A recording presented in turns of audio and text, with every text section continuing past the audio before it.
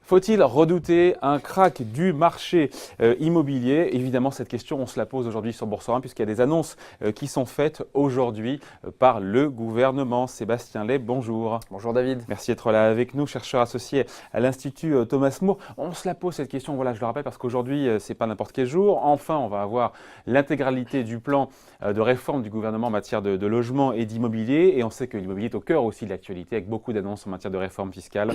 L'impôt sur la fortune, voilà, et puis aujourd'hui on parlera PA de prêt et prêt au zéro, Pinel et APL. Tout ça, selon vous, ne sera pas sans impact sur le marché immobilier français? Non, on va essayer d'analyser la question ensemble, mais d'abord, ce gouvernement, c'est le premier depuis longtemps qui a un véritable corpus idéologique en la matière. Au mois d'avril, rappelez-vous, vous receviez Jean Pisani-Ferry. Et en fait, Jean Pisani-Ferry, pour le compte d'Emmanuel Macron, a repris des thèses sur l'immobilier qui étaient défendues depuis des années par Jacques Attali et aussi par un auteur dont je vous recommande la lecture, qui est Yves-Jacquin Depère, qui a sorti un très très bon ouvrage qui s'appelle « La réconciliation fiscale ». Et c'est dans ce livre que Depère vous explique en fait que l'immobilier est un facteur d'aggravation des inégalités et s'apparente à une rente immobilière. Également, il explique dans ce livre, c'est un conseil qu'il donne déjà à Emmanuel Macron, que l'immobilier c'est du capital immobile. Vous pouvez le taxer beaucoup plus lourdement parce qu'il ne partira jamais. Voilà la vision. Alors moi, c'est une vision contre laquelle j'aimerais m'inscrire en faux pour deux raisons. D'abord, l'immobilier, on le sait ici à Boursorama, c'est un secteur à part entière de l'économie, c'est même une locomotive de notre croissance. On connaît tous l'adage, quand le bâtiment va, tout va. C'est 10% du PIB. Mais pourtant, ce n'est pas ce qu'on entend dans la bouche encore une fois d'Emmanuel Macron qui nous dit qu'en gros, il faut taxer la rente immobilière, qu'il faut que l'épargne des Français, on a compris, finance ce qui est vraiment productif en France. Et les chiffres ne disent pas ça. Et il a tendance à oublier que c'est un secteur important pour l'économie française. PricewaterhouseCoopers a sorti une étude l'an dernier qui montre que c'est le secteur qui a le multiplicateur d'investissement le plus important. Vous investissez 1 million dans l'immobilier et dans la construction, vous générez 2,3 millions de PIB supplémentaires. Par ailleurs, il ne le sait pas, ça, Emmanuel Macron? Si, il le sait, mais il se concentre aussi sur un autre aspect qui est que le but de ce gouvernement et d'Emmanuel Macron, c'est d'essayer de forcer les Français à réallouer leur épargne, qui est aujourd'hui massivement investie dans l'immobilier, vers les startups et les entreprises de croissance, en espérant que la bascule se fera rapidement.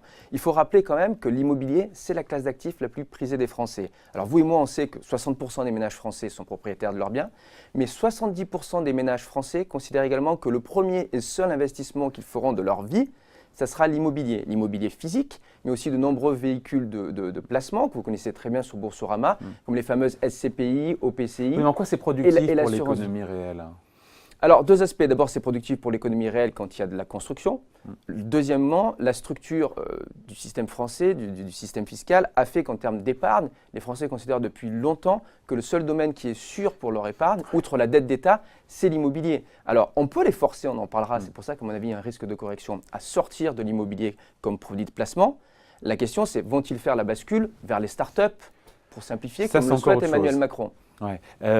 L'immobilier monte depuis quoi, 97, 98, je ne sais pas, ça nous ramène à 20 ans en arrière. Il y a quelque chose qui a changé depuis 3-4 ans, parce qu'il y a beaucoup de Cassandres qui nous disent il y a une bulle sur le marché immobilier, mais objectivement, enfin, comment est-ce qu'on la mesure? Et puis, non, c'est la bulle, on l'entend depuis, je sais pas, depuis 5-7 ans, et les prix ont continué à augmenter, donc ceux qui disent ça, ils regardent passer le train, quoi. Alors, quand on regarde en fait l'immobilier, il faut séparer vraiment deux compartiments. L'immobilier commercial, bureau, commerce, et le résidentiel. Pour le résidentiel, vous avez un auteur français qui est un peu exemplaire à la matière, qui est Jacques Frigit. Il regarde un ratio très simple, c'est le prix moyen des logements divisé par le revenu disponible des ménages par an. Et on voit qu'il y a un écartement. C'est ça. Vraiment, il faut voir ce graphique, on voit l'écartement entre ce que gagnent les Français et le prix de l'immobilier. Et voilà, on se dit que c'est intenable, mais ça ne fait que s'écarter jusqu'au jour où ça corrige. Oui, et ça a déjà corrigé. En fait, ce ratio, si vous regardez l'après-Seconde Guerre mondiale, il était environ de 1. Et puis à la fin des années 80, en 4-5 ans, il est monté à 1,5. Vous avez eu un krach. Le dernier krach immobilier français, il remonte au début des années 90. Ouais. Et puis, il a commencé à nouveau à augmenter il y a véritablement 4 à 5 années. Nous en sommes à 1,7 et même à Paris 3. Donc, objectivement, si on regarde ce ratio-là et qu'on compare à la situation des années 90, on peut très bien avoir une correction. Et oui, la constitution de la survalorisation de la bulle, ça prend au moins 4 ou 5 ans. Oui, en même temps, encore une fois, tous les experts qui nous parlent d'éclatement de la bulle immobilière depuis 3-4 ans en sont pour leurs frais, puisqu'il n'y a pas eu d'apocalypse, bien au contraire. Non, alors la question pour toute bulle, c'est quel est le catalyseur, qu'est-ce qui fait que la bulle va éclater?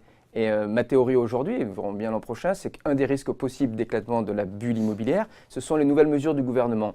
Hier, on a eu plus de détails, par exemple, sur le fameux impôt sur la fortune immobilière. Vous savez, cet impôt qui remplace l'ISF. Eh bien, l'IFI, on l'appellera comme ça, va intégrer non seulement l'immobilier physique, mais aussi tous les produits de placement, si vous voulez, immobilier, comme les SCPI, que vous pouvez détenir en direct ou via l'assurance vie, les OPCI. Ça restera dans la base taxable de l'impôt sur la fortune immobilière. Exactement. Ce qui veut dire que des gens qui, à l'heure actuelle, n'étaient pas intégrés à l'ISF, du fait de leur investissement dans cet immobilier de placement, seront taxés à l'IFI. Et donc le risque, c'est quoi? C'est que les SCPI, l'an dernier, ont collecté 8 milliards d'euros. Ce sont des sommes énormes.